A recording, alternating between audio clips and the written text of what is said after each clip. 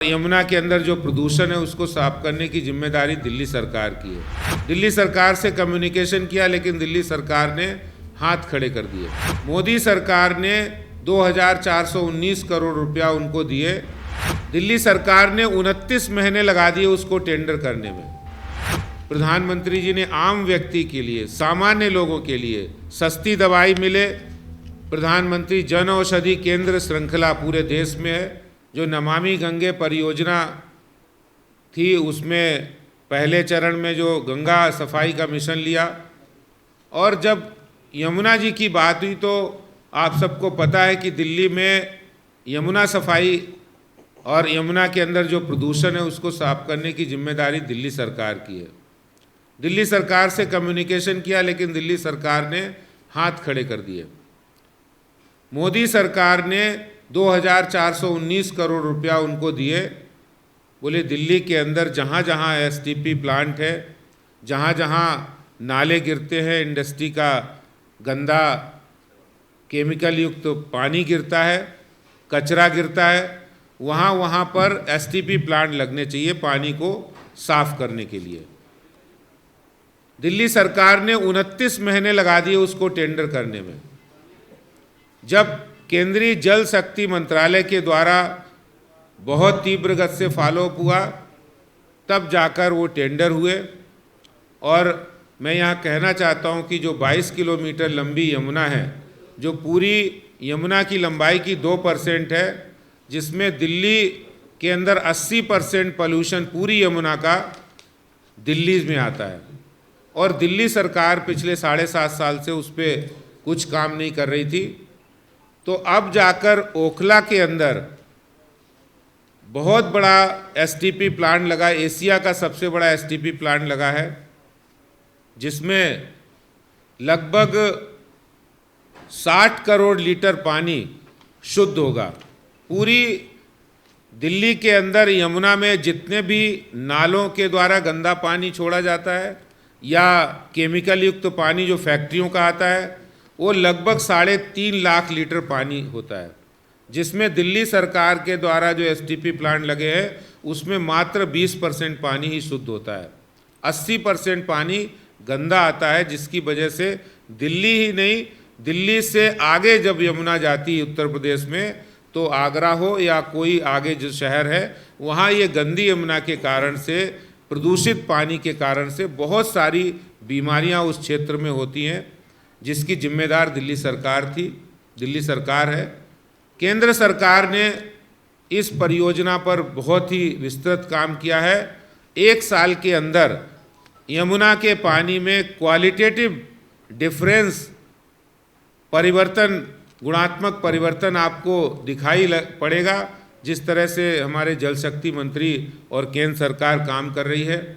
तो यमुना सफाई हो या दिल्ली के अंदर प्रदूषण की समस्या हो,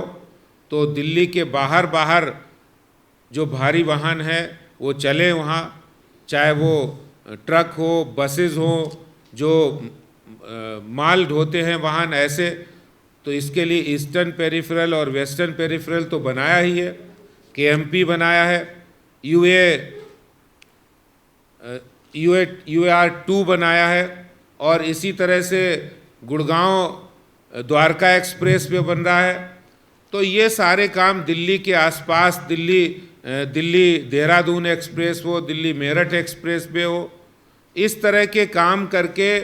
जो एक्सप्रेस वे बनाकर दिल्ली के साथ साथ, दिल्ली एक देश की राजधानी है जहाँ बहुत बड़ी संख्या में लोग यहाँ पर आते हैं और यहाँ से फिर वो दूसरी जगह ट्रैवल करते हैं। तो उसके लिए बहुत बड़ी सुविधाएं इंफ्रास्ट्रक्चर के मामले में दिल्ली को प्रधानमंत्री श्री नरेंद्र मोदी जी के माध्यम से हुई है। वहीं दिल्ली के अंदर भी जो विकास कार्य हो या पर्यावरण को सुधारने के लिए यमुना के साथ साथ जो एक्सेस, यमुना के साथ साथ जो रिवर फ्रंट बनाने का काम भी डीडीए के द्वारा चल रहा है, और इसके साथ साथ पूरे विश्व का सबसे बड़ा इको पार्क जो दक्षिणी दिल्ली के अंदर हमारे एलओपी साहब की, विधूड़ी जी की कॉन्स्टिट्यूंसी के अंदर सबसे बड़ा इको पार्क भी मोदी सरकार के द्वारा बनाया जा रहा है, जिसका उद्घाटन स्वयं गृह मंत्री जी, जो अब के गृह मंत्री हैं, माननीय श्री अमित भाई शाह जी ने किया था, जो लगभग 875 एकड़ जगह पर बन रहा है और जो विश्व का सबसे बड़ा सेकेंड लार्जेस्ट अमेरिका के अंदर है, जिसमें पर्यावरण, दिल्ली का पर्यावरण बेहतर हो, इसके लिए ये इको पार्क बन रहा है। तो ना सिर्फ इंफ्रास्ट्रक्चर, ना सिर्फ यमुना सफाई, ना सिर्फ लोगों के जीवन की सुगमता, उनके जीवन के स्वास्थ्य के बारे में या उनके जीवन की दिनचर्या में रोज़मर्रा जो राशन इस्तेमाल करते हैं उनके ही बारे में सिर्फ चिंता नहीं करना, बल्कि सभी के पर्यावरण के लिए, दिल्ली के पर्यावरण की चिंता करने का काम प्रधानमंत्री नरेंद्र मोदी जी सरकार ने किया है। और इन 8 वर्षों के अंदर प्रधानमंत्री आयुष आवास योजना के अंतर्गत भी दिल्ली में, जहां इस योजना को लागू करने की जिम्मेदारी दिल्ली सरकार की थी, लेकिन दिल्ली सरकार ने उसमें कोई भी कदम नहीं उठाया। और आज हम कह सकते हैं कि 3 ऐसे क्लस्टर हैं जहां झुग्गी वहीं मकान के अंतर्गत उन झुग्गी वासियों को फ्लैट देने के लिए तैयार है, कालका जी में और आदर्श नगर में और कठपुतली कॉलोनी का शादीपुर में। और ये 3 बड़े प्रोजेक्ट तैयार हैं। इसके अलावा 8 ऐसे प्रोजेक्ट हैं जहां पर काम चालू है,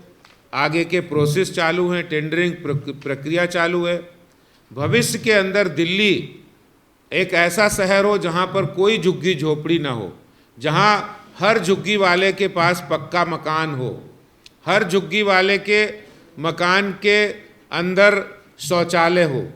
हर झुग्गी वाले के मकान एक बढ़िया सा मकान हो, वहाँ पानी की सुविधा हो, वहाँ सीवरेज की सुविधा हो, वहाँ खेलने के लिए, बच्चों के खेलने के लिए पार्क हो, वहाँ पर एक कम्युनिटी सेंटर हो। इस योजना के साथ ये प्रधानमंत्री जी का सपना है जो दिल्ली में जल्दी ही पूरा होने वाला है।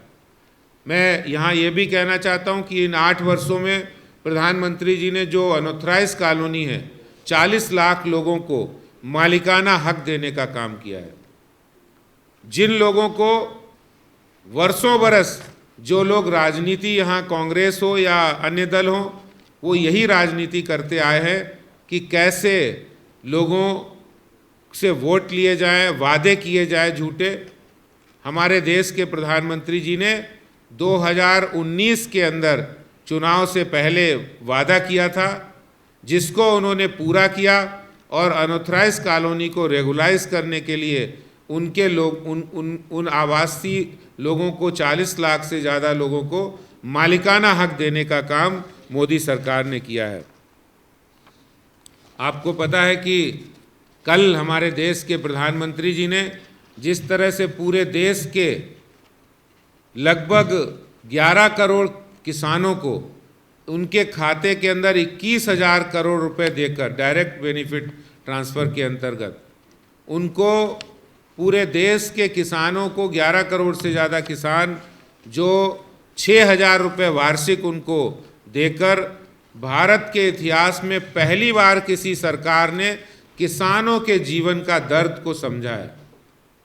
आपको पता है, जो छोटे किसान होते हैं, जो मध्यम वर्गीय किसान होते हैं, उनके पास बीज के लिए पैसे नहीं होते थे, उनके पास कोल्ड स्टोरेज में अगर उन्होंने अपनी फसल रखी है तो उसको छुड़ाने के लिए पैसे नहीं होते थे, उनके पास खाद के लिए पैसे नहीं होते थे। तो इस तरह से प्रधानमंत्री जी ने किसानों को, जो निम्न वर्ग के किसान हैं, जो मध्यम वर्ग के किसान हैं, पूरे देश के किसानों को एक बहुत बड़ी सौगात देने का काम किया है किसान सम्मान निधि के नाम पर, जिसके लाभार्थी दिल्ली में भी हैं। इसी तरह से बहुत बड़ी योजना जो प्रधानमंत्री जी ने, स्वनिधि योजना, जिसमें रेहड़ी पटरी वाले, खासतौर से शहरी इलाकों में बहुत बड़ी संख्या में प्रवासी लोग आते हैं अपने रोजगार के लिए, उनको भी उनका जीवन स्वावलंबी हो, स्वाभिमानी हो और उनको किसी भी महाजन के पास जाकर सूद पर बहुत महंगे ब्याज पर पैसा ना लेकर अपना काम करना पड़े, इसलिए सरकार ने 10,000 रुपये की उनके लिए स्वनिधि योजना बनाई। और ये कह पाने में मैं ये कह सकता हूँ कि लगभग 30 लाख रेहड़ी पटरी वालों के जीवन में एक स्वावलंबन और स्वाभिमानी जीवन जीने का सपना उनके अंदर आया है, जब उनको 10,000 रुपये का पीएम स्वनिधि योजना के अंतर्गत उनको ऋण दिया गया। और जो ऋण ब्याज मुक्त ऋण है। और इसी तरह से प्रधानमंत्री जी ने आम व्यक्ति के लिए, सामान्य लोगों के लिए सस्ती दवाई मिले, प्रधानमंत्री जन औषधि केंद्र श्रृंखला पूरे देश में है। दिल्ली में भी ये श्रृंखला से लोगों को बहुत राहत मिलती है, जिसमें लगभग 85%, 80% दवाई सस्ती मिलती है। 100 रुपये की दवाई 15 रुपये, 20 रुपये, 16 रुपये में गुणवत्ता युक्त दवाई। नहीं तो क्या होता था पहले प्रधानमंत्री जी ने जब योजनाएं लागू नहीं की थी तो या तो सरकारी अस्पतालों में मिलती थी दवाई, जो सरकारी अस्पताल देते थे, अगर नहीं मिलती तो लोगों को इतना महंगा इलाज कराना पड़ता था। जो दवाइयाँ जेनरिक दवाइयाँ, वो भी जाकर लोगों को 100 रुपये की दवाई 110 में मिलती थी। अब वो दवाई 15 रुपये, 16 रुपये में प्रधानमंत्री जी के इस योजना के कारण मिल रही है। पूरे देश में लगभग 8,700 से अधिक जनऔषधि केंद्र हैं। बहुत सारे ऐसे पहलू हैं जिसको हम कह सकते हैं कि मात्र विकास ही नहीं, देश में जहाँ जो पिछड़े वर्ग के लोग हैं उनके लिए काम करना, किसानों के लिए काम करना, अनुसूचित जाति समाज के लिए काम करना, और जो अंतिम सीढ़ी पर बैठा व्यक्ति यानी अंत्योदय, उनको देश और समाज की मुख्य धारा में शामिल करना, उनको स्वाभिमान के साथ जीने का अधिकार देना, ये प्रधानमंत्री जी के नेतृत्व में हुआ है।